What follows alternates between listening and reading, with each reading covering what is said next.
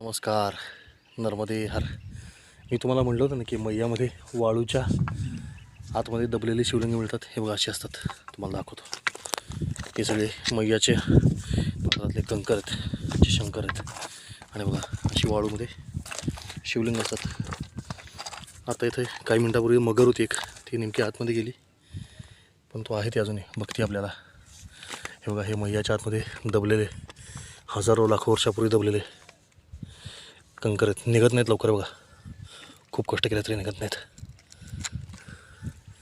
असे वेगवेगळ्या रंगाचे दगड असतात, सुंदर.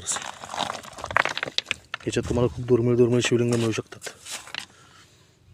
हा वाळूचा थर आहे बघा.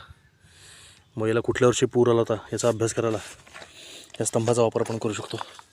आपण बघा मैयानं केलेला किनाऱ्याचा विध्वंस आपल्याला दिसतोय. महापुरामध्ये महापुरे प्रचंड भूवरील पापदंडिते फणी भये समस्त पाप पर्वतास खंडिते, अशी ही नर्मदा मैया आहे. हे बघा सुंदर असा किनारा आहे. इथून कोणी जात नाही काठाने, पण जर गेलं तर सारखा आनंद नाही. कधी कधी इथला कचरा पाहिल्यावर असं वाटतं इथून परिक्रमा अशी जात नाही, तेच बरं.